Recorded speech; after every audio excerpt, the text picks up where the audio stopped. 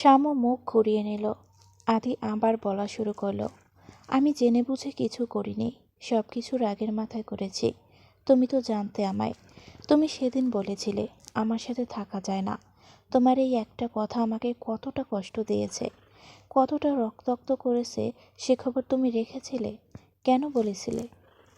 হ্যাঁ বলেছিলাম, রাগের মাথায় বলে ফেলেছি, অনেক কিছু বলে ফেলেছিলাম, কিন্তু মিথ্যে কিছু বলিনি। তুমি আমার সাথে খেলার পুতুলের মতো বিহেভ করতে না। আমি বলেছিলাম থাকা যায় না, কিন্তু এটা বলিনি যে আমি তোমার সাথে থাকবো না। একবারও বলেছিলাম? আমি রাগের মাথায় উল্টোপাল্টা কাজ করলে আমাকে কে থামাতো, কে বোঝাতো, কে শান্ত হতে বলতো, কে পরবর্তীতে আমাকে আমার ভুল ধরিয়ে দিত? আমি তোমাকে বলিনি আমাকে সামলে নিও? তুমি কথা দেওনি সব সময় আমাকে সামলে নেবে। তুমি বলনি আমার সব দায়িত্ব তোমার।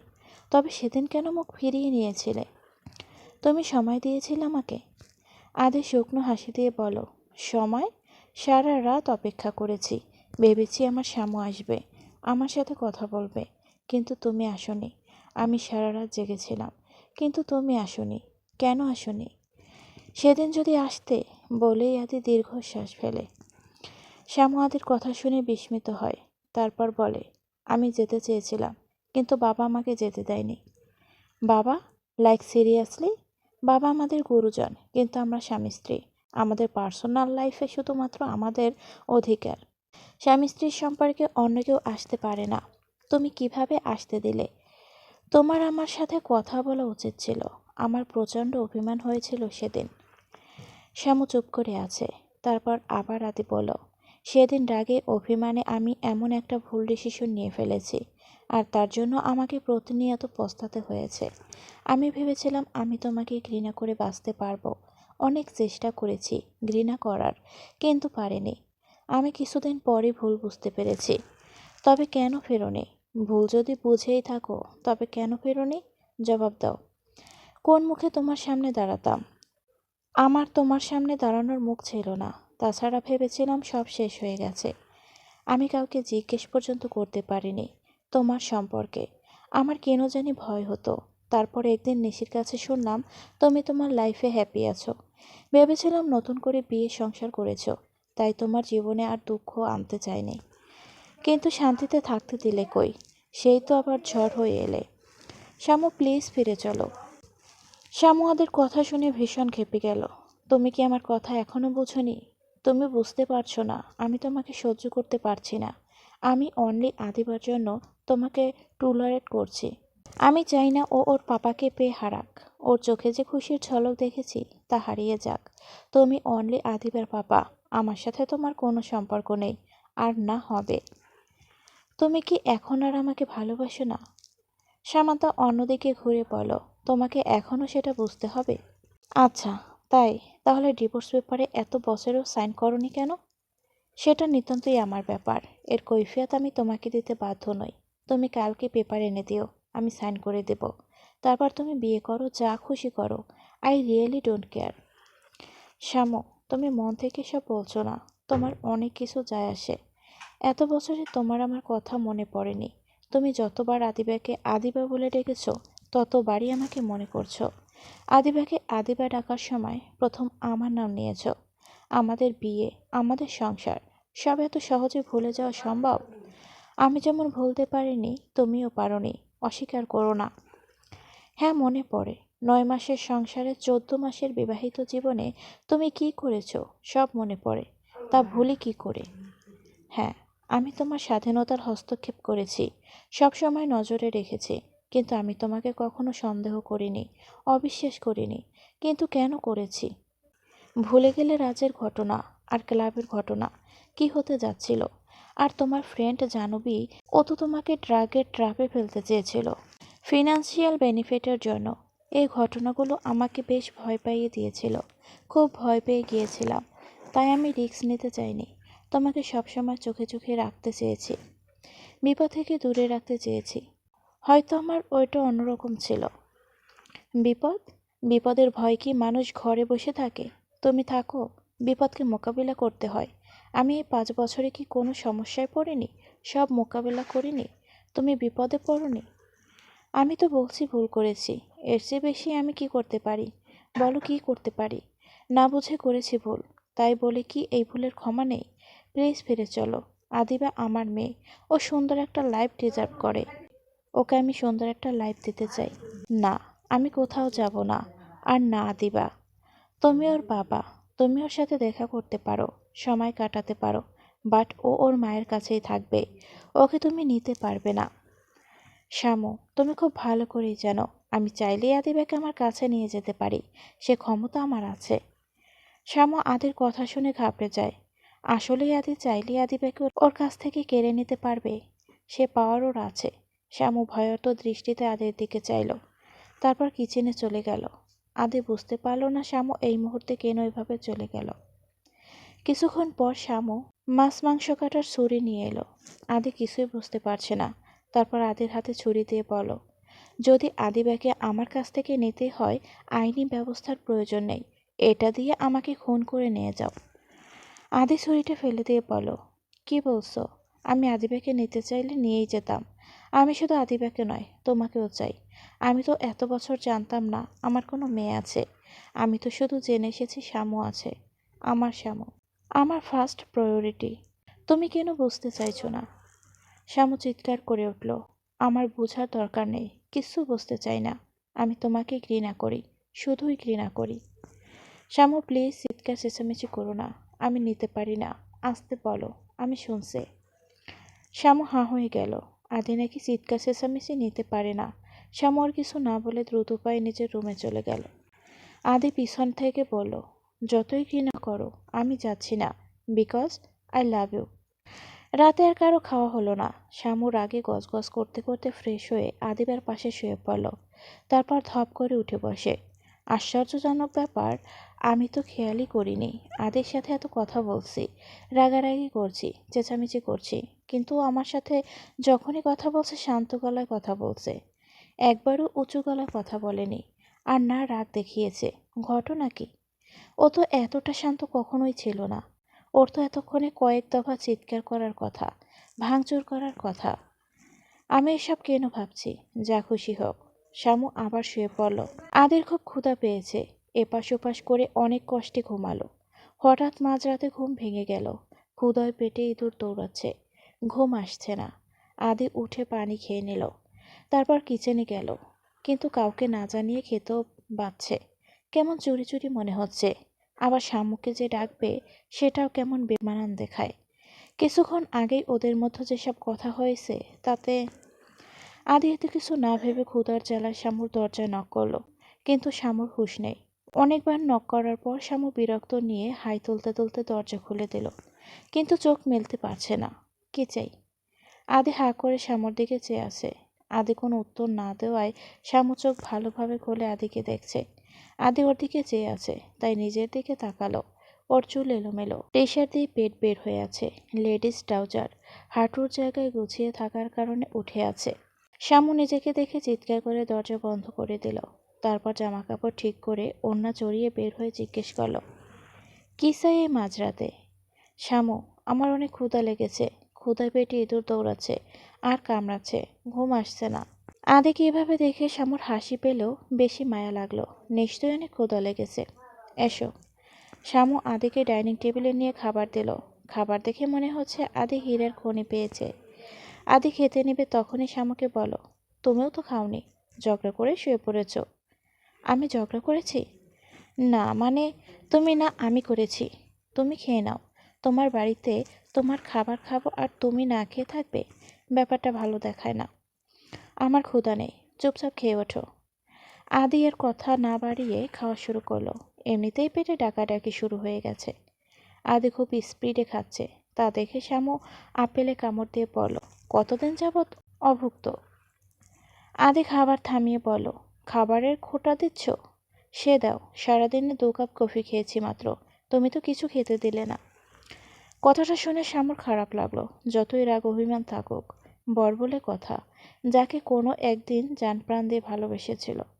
শ্যামু তো জানে আদির না খেয়ে থাকার অভ্যাস নেই।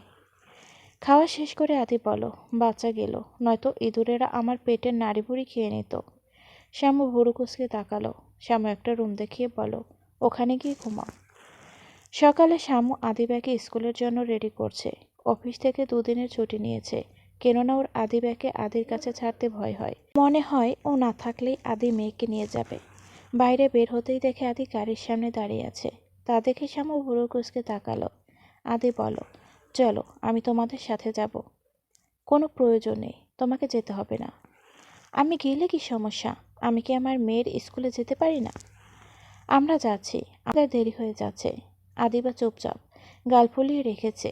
দুজনেই আদিবার দিকে চেয়ে আছে, তারপর একে অপরের দিকে চাওয়াচুই করে। আদিবার সামনে বসে বলো, চড়ুই পাখি কি হয়েছে? পাপা, মাম্মা আজ আমাকে আদর করেনি। শামু অবাক হয়ে আদিবার সামনে বসে বলো, আমি কি করেছি সানশাইন? তুমি আমাকে রেডি করে প্রতিদিন কপালে চুমো দাও, আজকে দাওনি। ওলি আমার সোনা, ভুল হয়ে গেছে। চলো, ভুলের জন্য 2টা দিয়ে দিলাম। শ্যামু মনে মনে বলছে, বাপকা বেটি। আদি যেমন করতো মেয়েও তেমন করে। আদি মনে সেই স্মৃতিগুলো ভেসে উঠছে। অফিসের জন্য রেডি করে শ্যামু আদির কপালে কিস করত, আর আদি মজা করে বলতো, প্র্যাকটিস করে রাখো, ভবিষ্যতে কাজে লাগবে। বাবা তুমিও দাও। আদি মুচকি হেসে আদিবার কপালে চুমো দিল। আদিবা বাবা মায়ের কাছ থেকে আদর পেয়ে খিলখিল করে হেসে উঠল। আদিবার কথা রাখতে আদিকে সাথে নিতে হয় শ্যামর। মেয়ে তো আর জানে না ওর মাম্মা পাপ্পার মধ্যে কি চলছে। স্কুলের সামনে গাড়ি থামলো। শ্যামু, আদি বের হলো। আদিবা দৌড়ে ভিতরে যেতে গিয়ে পড়ে গেল। সেটা দেখে আদি অস্থির হয়ে দৌড়াতে গেলে শ্যামু আদির হাত ধরে থামিয়ে দেয়। আদি অবাক চোখে চাইলে শ্যামু আদিবাকে বলে, বেবি কিচ্ছু হয়নি, উঠে পড়ো। তুমি তো তুমি তো ব্রেভ গার্ল। আদিবা উঠে গেল। তারপর নিজের স্কুল ড্রেস ঝেড়ে বলল, আমি ব্যথা পাইনি। আদি ভেবেছিল আদিবা কাঁদতে শুরু করবে, কিন্তু না।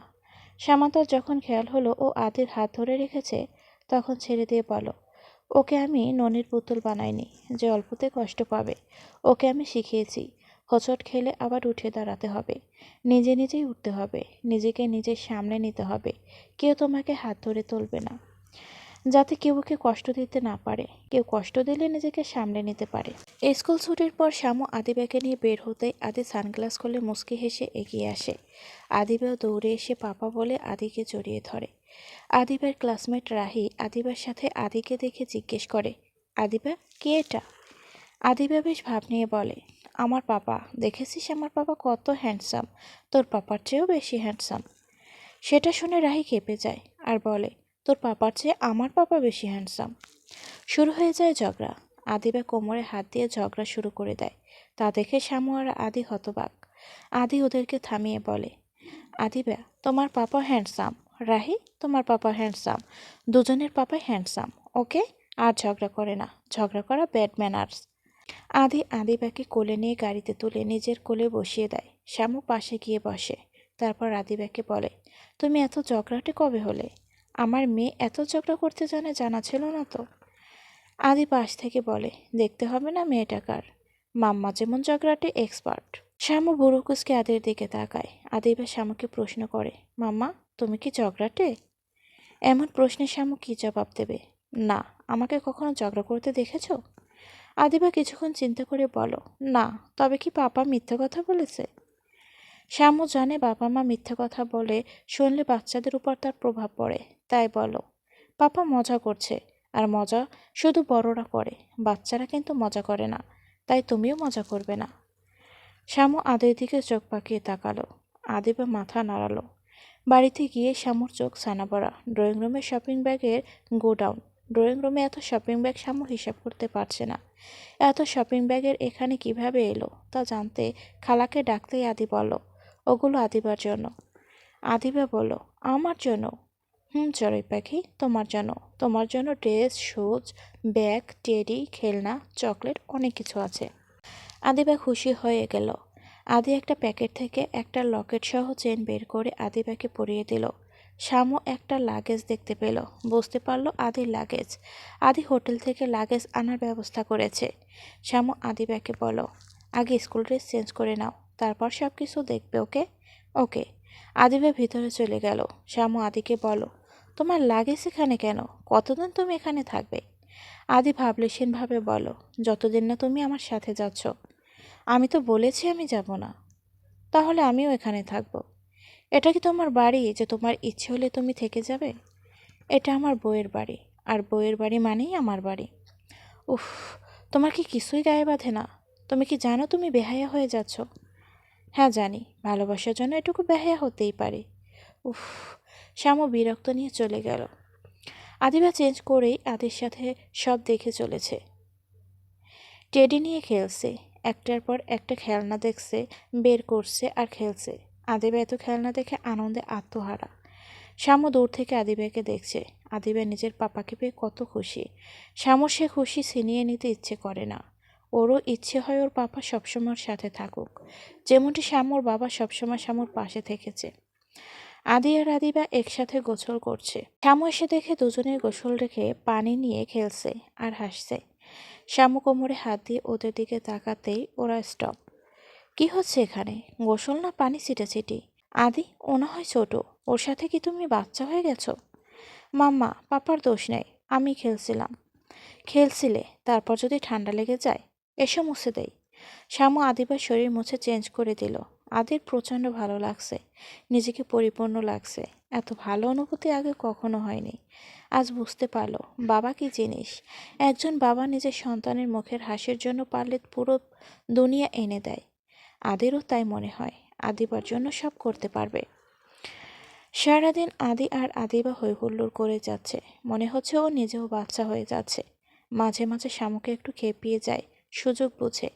শ্যামু রাতের বেলা রুমে এসে দেখে আদি আর আদিবা একসাথে বেঘরে ঘুমাচ্ছে, কারো হুঁশ নেই।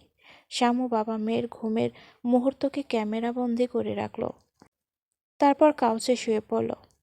সকালে আদির ঘুম ভাঙতেই দেখলো ও আদিবার সাথে শুয়ে কখন গল্প করতে ঘুমিয়ে পড়েছে। তারপর ওর খেয়াল হলো শ্যামু কোথায়। উঠে বসে শ্যামুকে কাউচে দেখতে পায়। আদি ধীর পায়ে শ্যামুর কাছে যায়। শ্যামু কাত হয়ে শুয়ে আছে, চুল এলোমেলোভাবে ছড়িয়ে আছে। ঘুমন্ত অবস্থায় শ্যামুকে মোহনীয় লাগছে। এই ঘুমন্ত পরীকে যে কেউ দেখেই প্রেমে পড়ে যাবে। আদির ইচ্ছে করছে শ্যামুকে একটু ছুঁয়ে দিতে। আদি শ্যামুর দিকে হাত বাড়িয়ে আবার হাত সরিয়ে নিল। তারপর দীর্ঘ শ্বাস ছেড়ে বলল, নিজের বুকে ছুঁতে পারছি না, কি দুর্ভাগ্য আমার। তারপর ফোন এনে নিঃশব্দে কয়েকটা ছবি তুলে নিল। ছবিতে ঠোঁট ছুঁয়ে বলল, কবে আমাকে ক্ষমা করবে জান? দুপুরবেলা আদি থাই ফুড বানাচ্ছে, এটা সেটা কাটাকাটি করে পুরো কিচেন শেষ করে দিয়েছে। শ্যামু একটু পরপর উকি দিচ্ছে আর মাথায় হাত দিয়ে বলছে, আমার স্বাদের কিচেন শেষ, পরিষ্কার করতে 2 দিন লেগে যাবে। আদিবা একটু পরপর গিয়ে বলছে, পাপা কখন হবে? এই তো চড়ুই পাখি হয়ে গেছে, 2 মিনিট। তুমি বাইরে যাও, এখানে থাকা ঠিক হবে না। ডাইনিংয়ের উপর আদির ফোন বেজে চলেছে। শ্যামু ফোনের সামনে গিয়ে দেখে স্ক্রিনে মা লেখা। শ্যামুর খুব ইচ্ছে করছে ফোন রিসিভ করে কথা বলতে, কিন্তু কি বলবে। শ্যামু হাত বাড়িয়ে ফোন ধরতে গিয়েও হাত সরিয়ে নেয়, আর কল কেটে যায়। কল কাটার পর শ্যামু ওয়ালপেপারে নিজের হাস্যোজ্জ্বল একটা পিক দেখে। 5 বছর আগে দোলনায় বসে তুলেছিল, আদি তুলে দিয়েছিল। শ্যামু দীর্ঘ শ্বাস ছেড়ে আদিকে ডেকে বলল, তোমার ফোন বাজছে, মা ফোন করেছে। আদির রান্না শেষ। ও হাত ধুয়ে ডাইনিং টেবিলের উপর থেকে ফোন নিয়ে ড্রয়িং রুমের দিকে যেতে যেতে মাকে ফোন করলো। হ্যালো মা। অপর পাশ থেকে শুধু কান্নার শব্দ আসছে। মায়ের কান্নার শব্দ শুনে আদি বিচলিত হয়ে জিজ্ঞেস করলো, মা কি হয়েছে, কাঁদছো কেন? সব ঠিক আছে তো? বাবা ঠিক আছে? অপর পাশ থেকে আদির মা কিছু বলার চেষ্টা করছে, কিন্তু কান্নার জন্য বলতে পারছে না। মা কান্না থামাও, রিল্যাক্স হও, বলো কি হয়েছে। কিছুই বলতে পারছে না। শ্যামু আদির এখন কথা শুনে এগিয়ে এসে দাঁড়ালো। আদি ফোন কেটে দিল, তারপর নিশিকে ফোন দিল। নিশি, কি হয়েছে? Everything is okay? না ভাইয়া, দেখেই তো গিয়েছিলি বাবার কি অবস্থা। হঠাৎ করে জানি না কি হয়েছে, জোরে জোরে শ্বাস নিচ্ছিল আর কেমন ছটফট করছিল, তাই হসপিটালে নিয়ে এসেছি। তোকে জানানোর সুযোগ পাইনি, অনেক ভয় লাগছে, জানি না কি হবে। ডাক্তার এমনিতেই বলেছিল সাবধানে থাকতে, লাইফ রিস্ক আছে। আমি এখন ডাক্তারের কাছে কথা বলতে যাচ্ছি, তুই তাড়াতাড়ি চলে আয়, আমার খুব টেনশন হচ্ছে। মা তো পুরোই ভেঙে পড়ছে, কান্নাকাটি করছে খুব। নিশি ফোন রেখে দিল। আদির কেন জানি খুব ভয় লাগছে, মনে কু ডাকছে, বাবার কিছু হয়ে যাবে না তো, হারিয়ে ফেলবো না তো। আদি সোফায় বসে নিজের বুকের বাঁ পাশ চেপে ধরল, কেমন জানি চাপা ব্যথা অনুভব করছে। শ্যামু আদির এমন অবস্থা দেখে ভয় পেয়ে যায়। আদি বুকে হাত দিয়ে ভাবছে, বাবার কিছু হয়ে গেলে আমি নিজেকে কখনো ক্ষমা করতে পারবো না। এ সব কিছু আমার জন্য হয়েছে। একজন শক্তিশালী পলিটিশিয়ান কয়েক বছরের ব্যবধানে এত অল্প বয়সে এমন নির্জীব নিষ্ক্রিয় হয়ে গেছে শুধু আমার জন্য। আমার জন্য তাকে অসুস্থতা ঘিরে ধরেছে।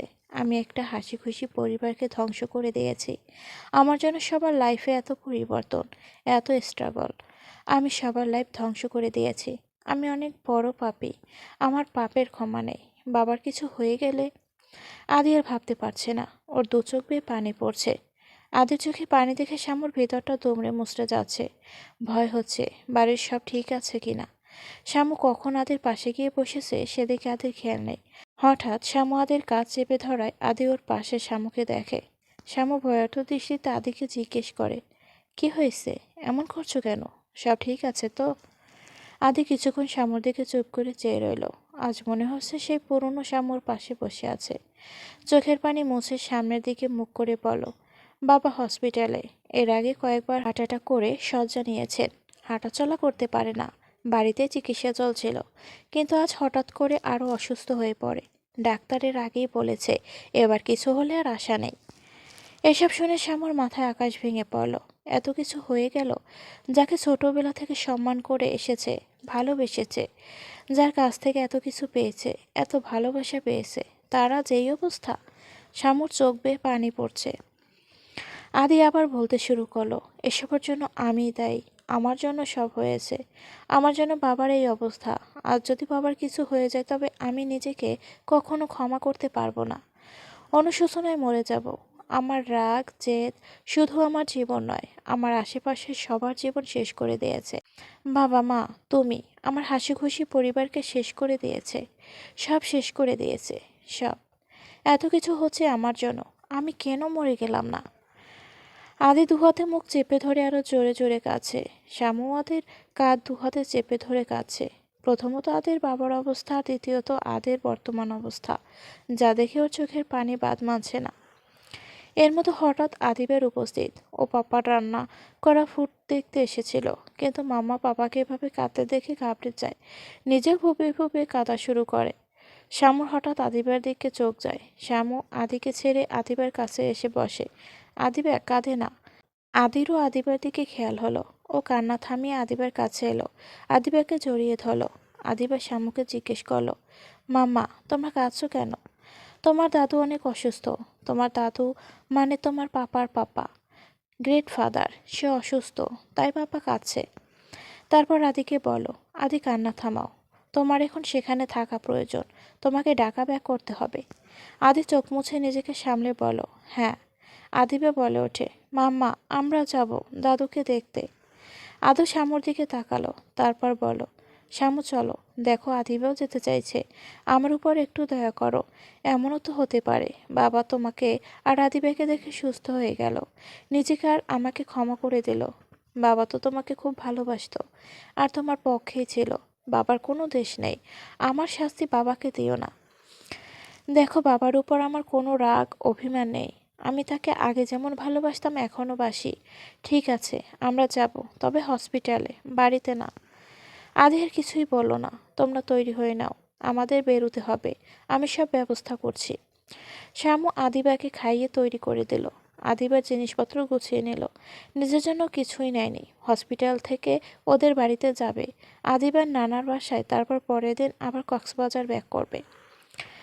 শ্যামু আদিকে খাওয়ার জন্য বলেছিল, কিন্তু ও খাবে না। তারপর ওরা বেরিয়ে গেল। আদির টেনশন থামছেই না। ওরা ঢাকায় পৌঁছে গেছে, গাড়িতে করে হসপিটালে যাচ্ছে। শ্যামুর কোলে আদিবা ঘুমাচ্ছে। তখনই নিশি ফোন করে বলো, ভাইয়া বাবার তেমন সমস্যা হয়নি, ডাক্তার বলেছে এখন ভালো আছে, তাই আমরা বাবাকে বাড়িতে নিয়ে যাব। কাগজপত্র রেডি করা শেষ, এক্ষুনি বের হব, তুই বাড়িতে আয়। আচ্ছা, এখন কি করব? শ্যামু তো বাড়িতে যেতে চাইবে না, কিন্তু আমি আমার পুরো পরিবারকে এক করার সুযোগটা হারাতে চাই না। এর জন্য যদি আমাকে আবার অন্যায় করতে হয়, করব। কি বলল নিশি আপু? এখন একটু ভালো আছে। আমাকে কিছু মেডিসিন নিতে হবে। তারপর আদি কাউকে মেসেজ করে ড্রাইভারকে একটা ঠিকানায় যেতে বলে। গাড়ি ঠিকানায় গিয়ে থামতেই আদি নেমে একটা প্যাকেট নিয়ে আসে। তারপর শ্যামুকে বলে, আদিবাকে আমার কাছে দাও, অনেকক্ষণ যাবৎ কোলে নিয়ে আছো। না ঠিক আছে, সমস্যা নেই। আরে দাও, নিশ্চয়ই পায়ে ঝিম ধরে গেছে বলে এক প্রকার জোর করে আদিবাকে কোলে নিয়ে মুখ অন্যদিকে ঘুরিয়ে শামুকে বলো, আই এম সরি। এমন হুট করে সরি বলতে শামু ভ্যাবাচাকা খেয়ে গেল। মানে? নিশি ফোন করে জানালো বাবাকে বাসায় নিয়ে যাওয়া হয়েছে, তাই এখন আমাদের বাসায় যেতে হবে। শ্যামু চোখ বড় বড় করে বলল, তার মানে তুমি এখন আমাকে বাসায় নিয়ে যাবে? আমি কিন্তু আগেই বলেছি। এজন্যই তো সরি বললাম। শ্যামু কিছু বোঝার আগে আদি নাক চেপে শ্যামুর মুখে স্প্রে করে দিল। শ্যামু সেন্সলেস হয়ে গেল। আদি শ্যামুর মাথাটা নিজের কাঁধে রেখে বলল, জানতাম রাজি হবে না, তাই বাধ্য হয়ে সরি। ড্রাইভার আদি রেহেন কাজে ঘাবড়ে গিয়ে বলো, স্যার এটা কি করলেন? আদি ড্রাইভারকে নির্ভয় দিয়ে বলো, ভয় পাবেন না ভাই, এছাড়া আমার আর কোনো উপায় ছিল না। তাছাড়া আমার বউকেই তো, অন্য মেয়ে তো না। আপনার বউ? হ্যাঁ, আপনি নতুন তাই জানেন না, ও আমার বউ। আমাদের মাঝে একটু সমস্যা হয়েছিল, তাই সেপারেট ছিলাম। আপনি বাড়ির দিকে যান। গাড়ি বাড়ির সামনে থামতেই আদিবের ঘুম ভেঙে গেল। আদিবা চোখ মেলে বলল, মাম্মা। চড়ুই পাখির ঘুম ভেঙে গেছে, মাম্মা ঘুমোচ্ছে। এই দেখো আমরা এসে গেছি। আদিবাকে জানালা দিয়ে বাইরে চেয়ে বড় একটা বাড়ি দেখে উচ্ছ্বসিত হয়ে বলল, পাপা এটা তোমার বাড়ি? হুম, এটা আমাদের বাড়ি, তোমার বাড়ি। তারপর ড্রাইভারকে বলো, ভাই ওকে একটু ভিতরে নিয়ে যান। ড্রাইভার এসে আদিবাকে কোলে তুলে নিল। আদিবাকে বলো, তুমি ভিতরে যাও, আমি মামাকে নিয়ে আসছি। আদিবা বলো, ওকে পাপ্পা। ড্রাইভার আদিবাকে কোলে নিয়ে ভেতরে গেলে নিশি বলো, এই পিচ্ছিটাকে? আদি স্যারের মেয়ে। নিশি ড্রাইভারের কথা শুনে তবদা খেলো। কি? আদিবার সেদিকে খেয়াল নেই, ও তো বাড়িটা দেখায় বেশি ব্যস্ত।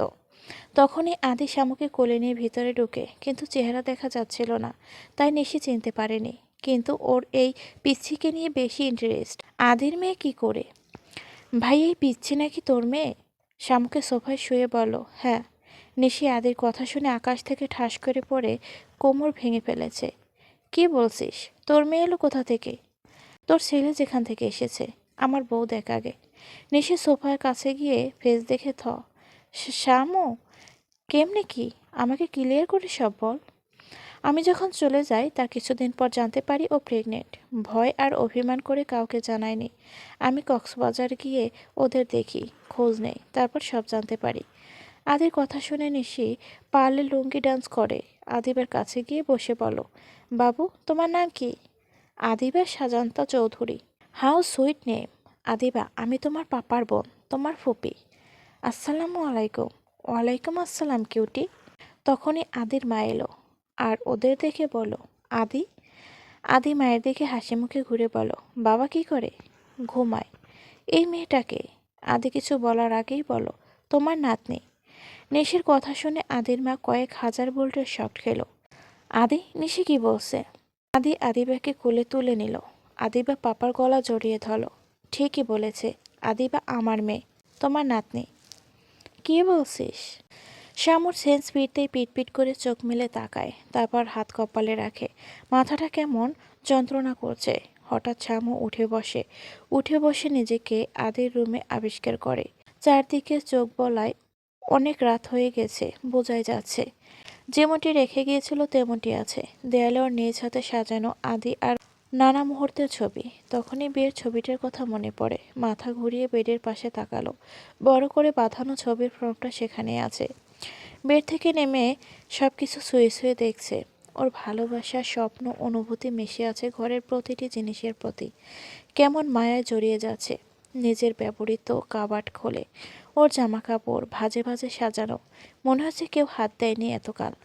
হঠাৎ শামুর আদিবার কথা মনে হলো। শামু কাবার্ড বন্ধ করে রুম থেকে বের হয়ে গেল। তারপর দৌড়ে সিঁড়ি বেয়ে নামছে। তাড়াহুড়ো করে নামতে গিয়ে হোঁচট খেয়ে পড়ে যেতে নিলে আদি ওকে ধরে ফেলে। তারপর শ্যামুর দিকে চেয়ে বলে, হাত পা ভাঙবে তো? শ্যামু আদিকে ধাক্কা দিয়ে সরিয়ে চেঁচিয়ে বলল, আদিবা কই? আদিবা নিহাদের সাথে খেলছিল। নিশি, জয়, আদির মা ওদের দেখছিল আর নানা খোঁজ গল্প করছিল। আদিবা শ্যামুর গলার আওয়াজ পেয়ে উঠে দাঁড়ালো। তারপর শ্যামুর কাছে আসতে আসতে বলো, মাম্মা আমি এখানে। শ্যামু এগিয়ে গিয়ে জড়িয়ে ধরলো আদিবাকে। তারপর গালে কপালে চুমু দিয়ে বলো, মাই সানসাইড তুমি কোথায় ছিলে? জানো না তোমাকে না দেখলে আমার কত কষ্ট হয়? তোমাকে ছাড়া আমি থাকতে পারি না। কিন্তু মামা, তুমি তো ঘুমাচ্ছিলে, তাই তোমাকে বিরক্ত করিনি, এখানে খেলছিলাম। নিশি, জয়, আদির মা এগিয়ে এলো। শ্যামু বলো, আমি ঘুমাচ্ছিলাম না, আমি তো। তখনই ওর মনে পড়লো আদি কী করেছে। তোমার পাপা কই? আদিবে পিছনের দিকে ইশারা করলো। শ্যামু ঘুরে আদিকে দেখে, তারপর ওর দিকে এগিয়ে যায় আর দাঁতে দাঁত চেপে বলে, আমি ঘুমাচ্ছিলাম, তুমি কি করেছো? আদি দাঁত কেলিয়ে আমতা আমতা করে বলো, ইয়ে মানে আসলে। সামান্তা আগাতে আগাতে বলো, কি আসলে? না মানে, বলেই দৌড়। আদি দাঁড়াও, পালাচ্ছ কেন? থামো বলছি, আজ তোমার একদিন কি আমার একদিন। শ্যামুর আগে ফুসফুস করতে করতে আদির পিছনে গেল। আদি বা মাম্মা পাপাকে দেখে নিশিকে জিজ্ঞেস করলো, আচ্ছা মাম্মা কি পাপাকে মারবে? নিশি ভুরু চুলকে বলল, শুধু মারবে না, হাড়গোড় ভেঙে দেবে। আদি হাঁ করে নিশির দিকে একবার চেয়ে সিঁড়ির দিকে চাইল। জয় বলল, না গো মামুনি, মাম্মা পাপাকে কেন মারবে? ওরা জাস্ট কথা বলবে। জয়ের কথা শুনে নিশির হুঁশ এলো। আদি দৌড়ে নিজেদের রুমে চলে গেছে। শ্যামু পিছু পিছু গেল। তারপর বলল, পালাচ্ছ কেন? তুমি আমাকে স্প্রে, আজ তোমার খবর আছে। তারপর হাতের কাছে যা পাচ্ছে ছুঁড়ে মারছে।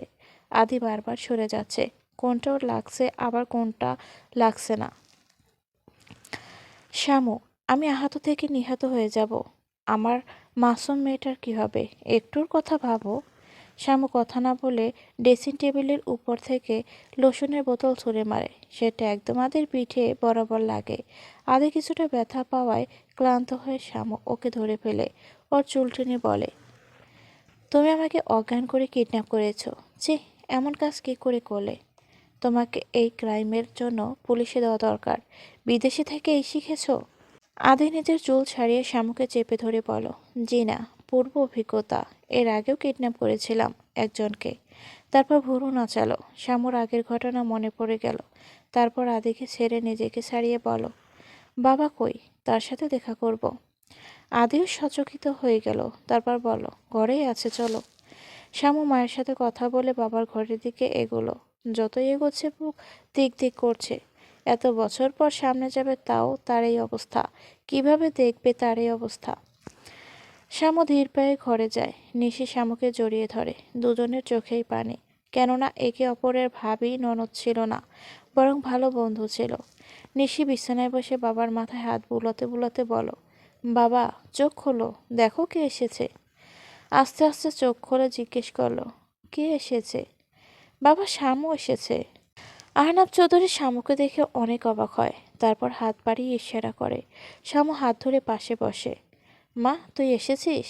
এই বুড়ো বাপের প্রতি রাগ অভিমান কমেছে? তোমার প্রতি আমার কোনোদিন রাগ অভিমান ছিল না, আর না আছে। তুমি আমার কাছে সবসময় একই ছিলে। আমি খোঁজ নিইনি, কারণ আমি আমার অতীত ভুলে থাকতে চেয়েছিলাম, তাই। আদিবা, আদির কোলে দরজার সামনে, ভিতরে কি হচ্ছে জানার জন্য আকুপাকু করছে। তারপর আদিকে বলো, চলো। আদি আদিবাকে বেডের সামনে নিয়ে দাঁড়ালো। শ্যামু তখনও বাবার সাথে কথা বলছে। বিছানায় শুয়ে থাকা ব্যক্তিকে দেখে আদিবার কৌতূহলী হলো। নিজের কৌতূহল চাপা রাখতে না পেরে আদিকে জোরে জিজ্ঞেস করলো, পাপা, এটা কি আমার দাদু? সবার দৃষ্টি আদিবার দিকে। সবাইকে এভাবে চেয়ে থাকতে দেখে আদিবা ঘাবড়ে যায়। আদিবা আদির দিকে চেয়ে রইল। আদি মুচকে হেসে বলো, হ্যাঁ মা, এটাই তোমার দাদু। আদির বাবা অবাক হয়ে বলো, বাচ্চাটাকে? নিশি উচ্ছ্বসিত হয়ে বলো, তোমার নাতনি, ভাইয়া আর শ্যামুর মেয়ে। বিস্ময় নিয়ে বলো, কি? আদির বাবার চোখ মুখ উজ্জ্বল হয়ে গেল। কি বলছিস, আদির মেয়ে? আদি বলো, হ্যাঁ বাবা। আদি আদিবাকে বিছানায় নামিয়ে দিল। আদিবা কাছে গিয়ে বসে। উচ্ছ্বসিত হয়ে শ্যামুকে জিজ্ঞেস করে, কি নাম ওর? শ্যামু বলার আগেই নিশি বলো, বাবা, ওকে জিজ্ঞেস করো, দেখো কত সুন্দর করে কথা বলে। কি নাম তোমার? আদিবা সাজান্তা চৌধুরী। বাহ, বেশ সুন্দর নাম তো আমার ছোট গিন্নির। আমাকে তোমার পছন্দ হয়েছে? হ্যাঁ, তোমার কি সুন্দর বড় বড় দাড়ি, নানা ভাইয়ের মতো। বিয়ে করবে আমাকে? না। কেন? তুমি অনেক বুড়ো, দাড়ি পেকে গেছে, নানারও পেকে গেছে, তাই তাকেও বলেছি বিয়ে করব না। তাহলে কাকে বিয়ে করবে? পাপা বলেছে আমি মাম্মার চেয়েও সুন্দর, তাই আমি পাপার চেয়ে বেশি হ্যান্ডসাম বয়কে বিয়ে করব। সবার কথা শুনে হেসে দেয়। আহনাব চৌধুরীও হাসছে। আমার ছোট গিন্নি এসে পড়েছে, এবার আমি সুস্থ হয়ে যাব। হ্যাঁ বাবা, তাড়াতাড়ি বিছানা ছাড়ো তো, তোমাকে এভাবে মানায় না। হ্যাঁ, তোরা এসে গেছিস, আমি এবার সুস্থ হয়ে যাব। শ্যামর মুখ কালো হয়ে গেল। ও এখানে এই জন্যই আসতে চায়নি। এখানে আসলে মায়া জড়িয়ে যাবে, যেতে ইচ্ছে করবে না। সবাই থাকতে বলবে, মানাও করতে পারবে না। কী রে শ্যামু, চুপ করে আছিস কেন? চলে যাবি আবার? আদিবা বলে ওঠে, কেন যাব? পাপা বলেছে এটা আমাদের বাড়ি, আমার বাড়ি, আমরা এখানেই থাকবো। মাম্মা, পাপ্পা, তুমি সবাই একসাথে থাকবো। কত মজা হবে, তাই না মাম্মা? শানুর দিকে অতি আগ্রহের সাথে চেয়ে আছে। হ্যাঁ, শোনার আশায়। শ্যামু আদিবার চোখের ভাষা বুঝতে পারছে। না, মেয়েটাকে আর কষ্ট দেবে না, ওর ফ্যামিলি থেকে দূরে রাখবে না। শ্যামু মৃদু হেসে বলল, হ্যাঁ। আদিবা লাফিয়ে উঠল, আমরা এখানে থাকবো দাদু, আমরা এখানে থাকবো। আদৌ আশ্বস্ত হলো, সবার সামনে যখন বলেছে তার মানে থাকবে। আদির বাবা বলল, কথা দে, যাবি না? কথা দিলাম। শ্যামু আদিবাকে ঘুম পড়াচ্ছে। আদিবা পাপা মাম্মার রুম দেখে, ছবি দেখে অনেক খুশি হয়েছে। ওর খুব পছন্দ হয়েছে। দৌড়ঝাঁপ করে ক্লান্ত হয়ে গেছে, নতুন জায়গায় এসে ঘুমাতেই চায়নি। অনেক রাত হওয়ায় জোর করে ঘুম পড়াচ্ছে।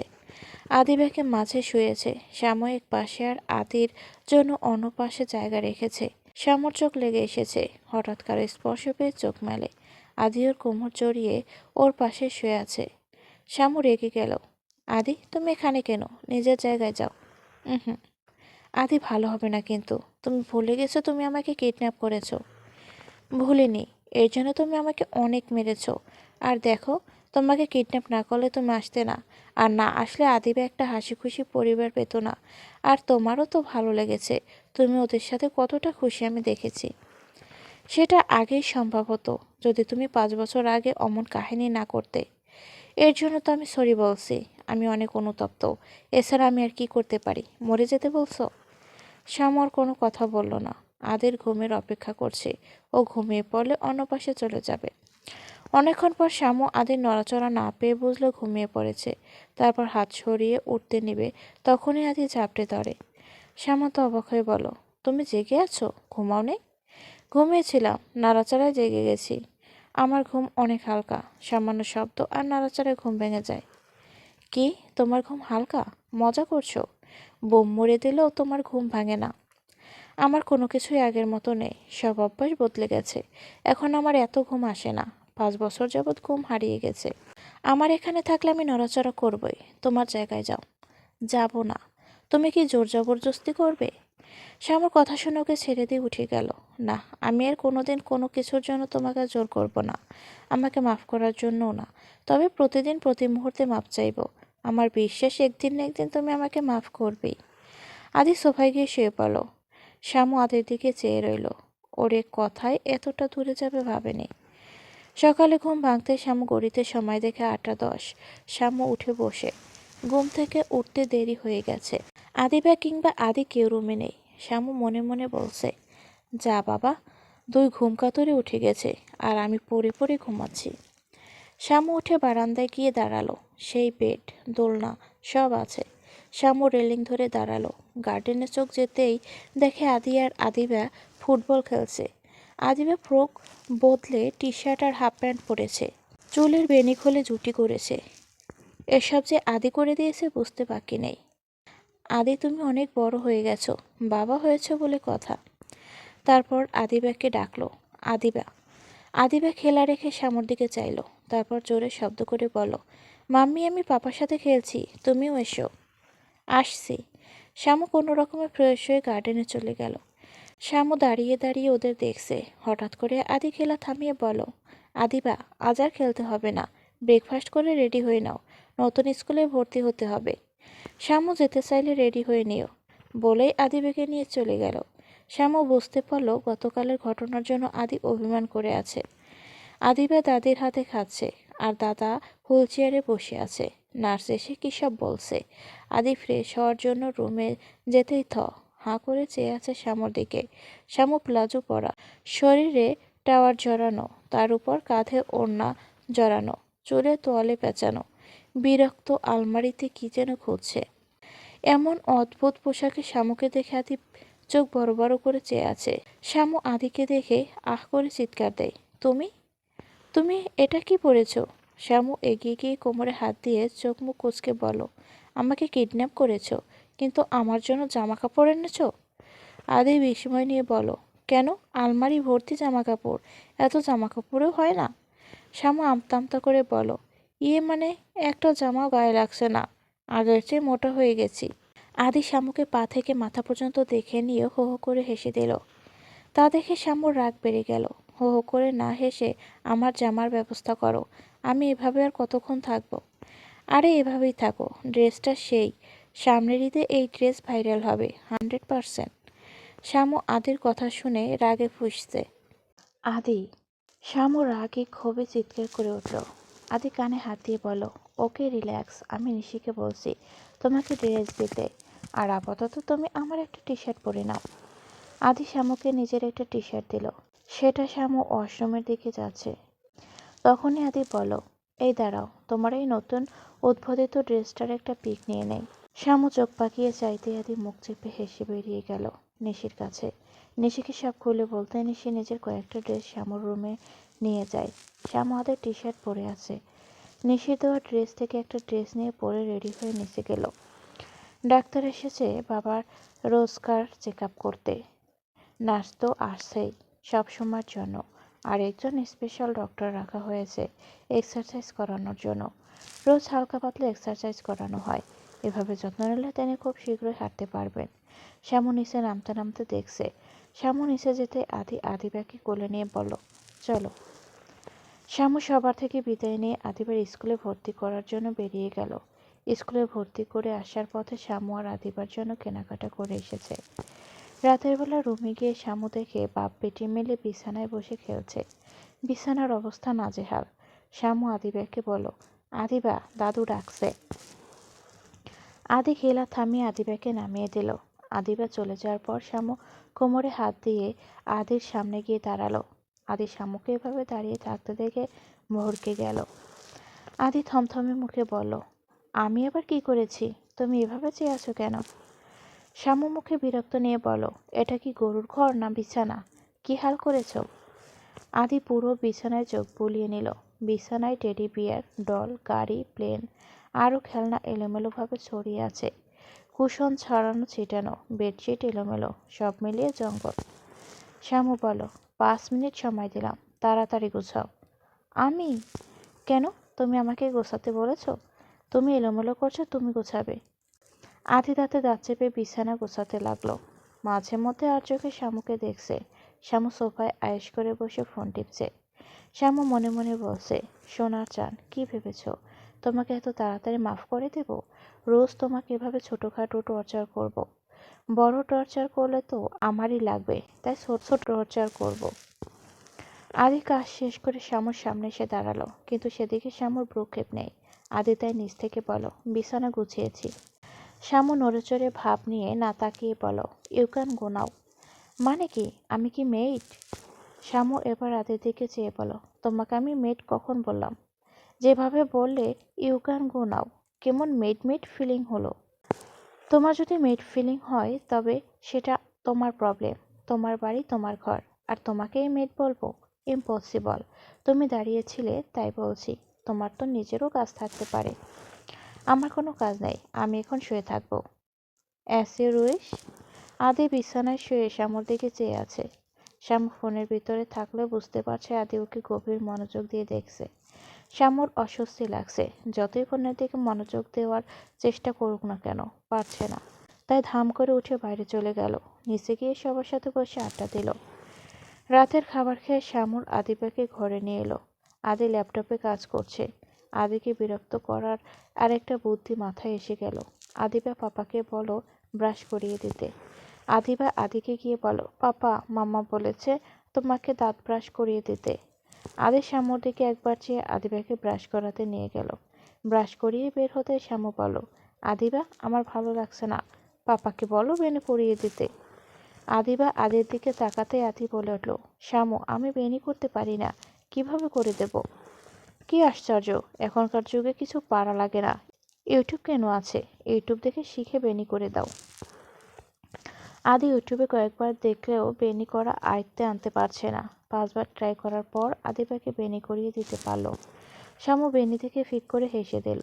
তারপর বলল, কি বেনি করেছো তুমি? মনে হচ্ছে চুলের উপর সাইক্লোন বয়ে গেছে। যাই হোক, প্রথমবার তো, ইটস ওকে। শ্যামু আদিবাকে ঘুম পাড়িয়ে দিল। আদিবার পাশে এসে শুতেই শ্যামু বলে উঠল, এখানে কেন ঘুমাতে এসেছো?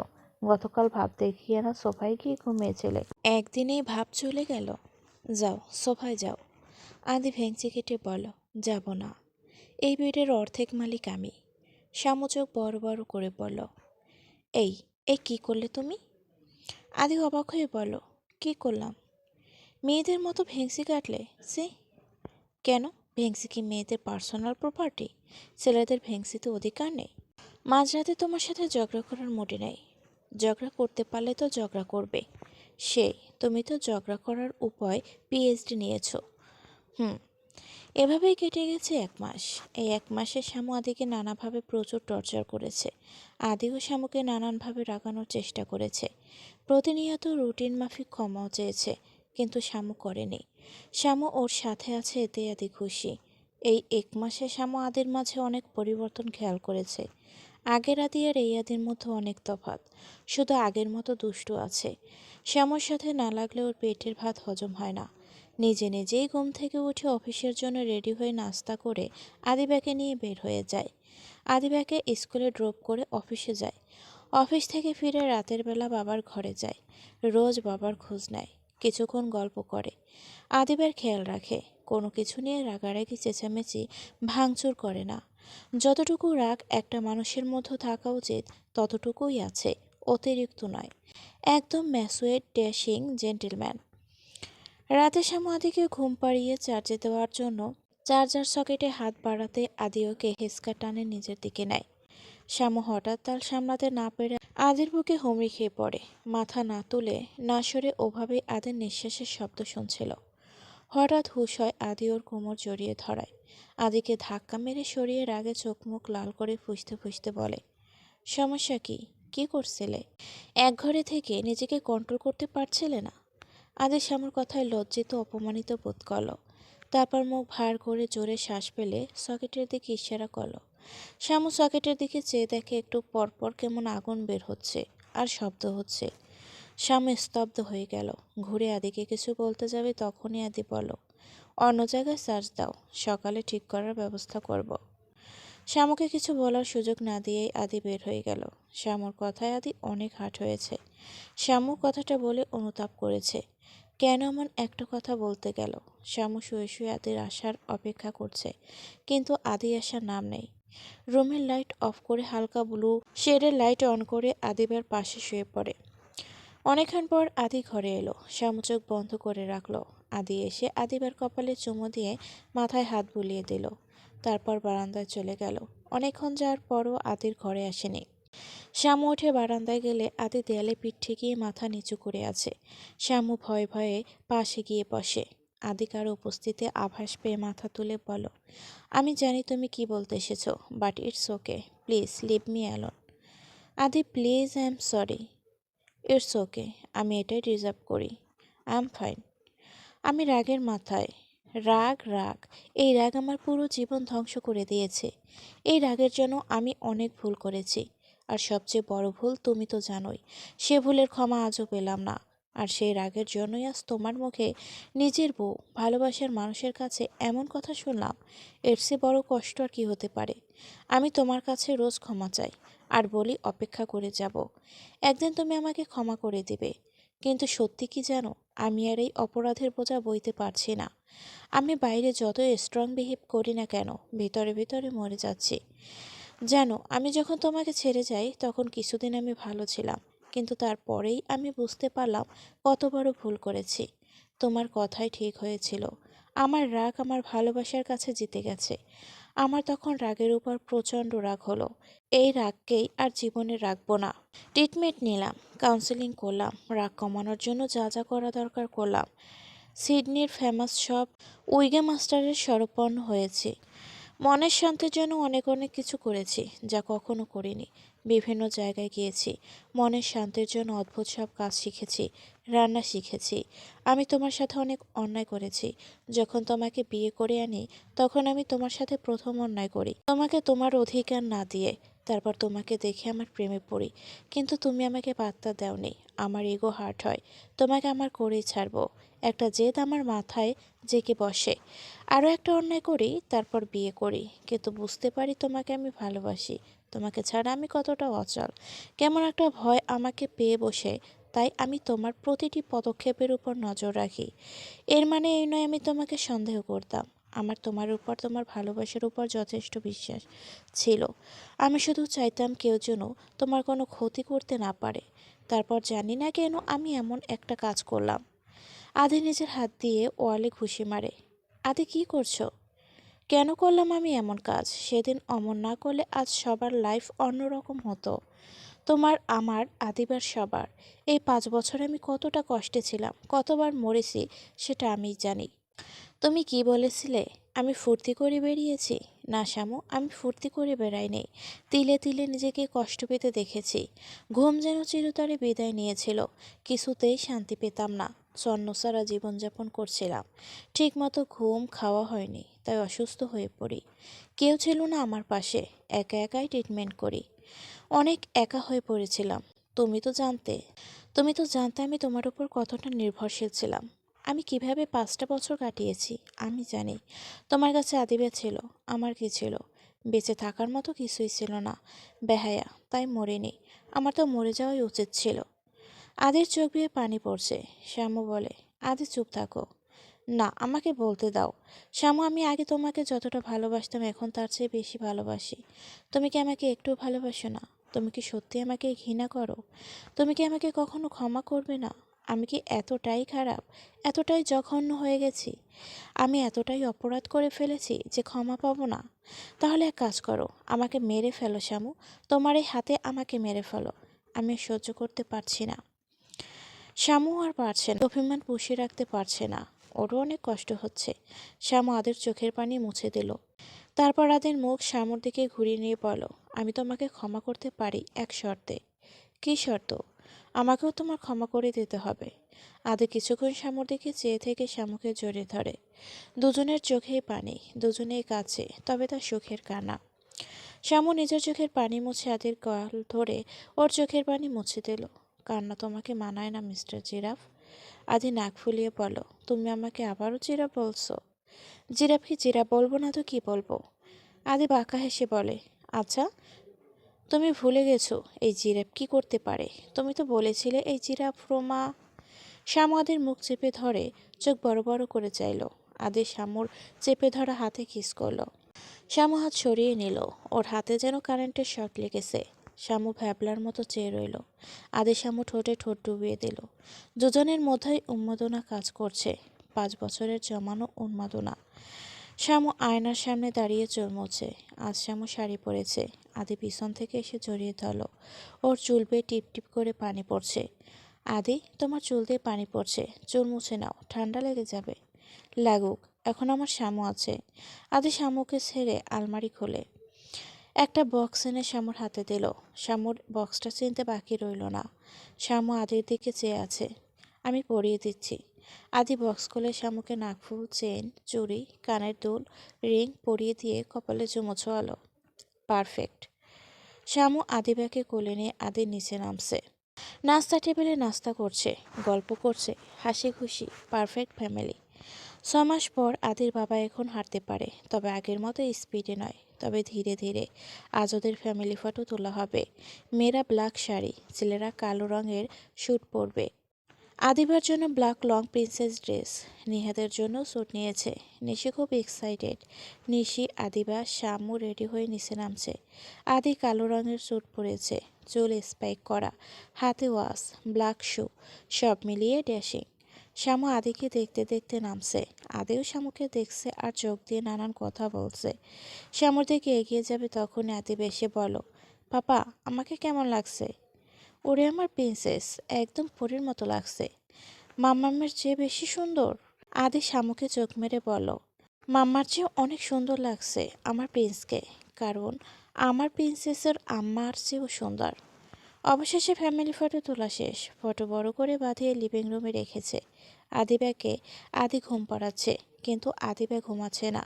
কিছু একটা ভেবেই যাচ্ছে। শ্যামু ফ্রেশ হয়ে আসতেই আদিবা বলল, মাম্মা, আমার ইম্পর্টেন্ট কথা আছে। শ্যামু আদিবার পাশে বসে। আদিও আগ্রহ নিয়ে আদিবার দিকে চেয়ে আছে। আদিবা শ্যামুকে প্রশ্ন করল, মাম্মা, ফুপি বলেছে তোমার পেটে ছোট এইটুকুনি একটা বাবু আছে।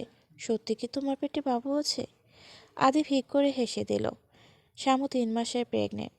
শ্যামু বুড়োগোসকে আদির দিকে তাকালো, তারপর বলল, হ্যাঁ মা, তোমার ছোট ভাই কিংবা বোন। কি মজা! পিহুদের ফ্রেন্ড মতো আমাদেরও ছোট একটা বাবু হবে। আমি ওর সাথে খেলবো। ও কবে খেলবে আমার সাথে? আদি বলল, এর জন্য তোমাকে আরেকটু বড় হতে হবে। তুমি কোলে নিবা না, তাই বড় হতে হবে। আর সেজন্য খেতে হবে। তোমাকে ভালো মতো পড়াশোনা করতে হবে। করবে তো? সব করব।